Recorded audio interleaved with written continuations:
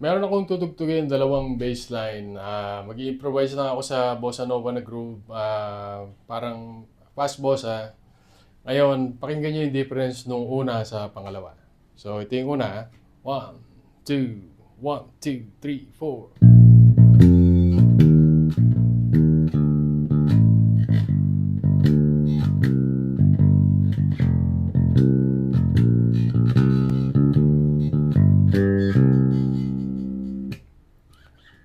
Ito yung second. 1, 2, 1, 2, 3, 4.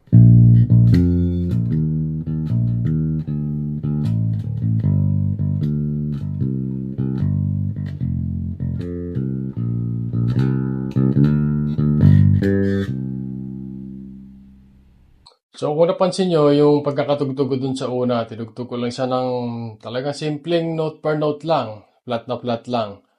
Walang kabuhay-buhay. Pero dun sa pangalawa, yan, nilagyan ko na siya ng variation sa dynamics. Nilagyan ko na siya ng phrasing. Meron akong ina-approach na notes. Parang naka 2-bar phrase yata ako.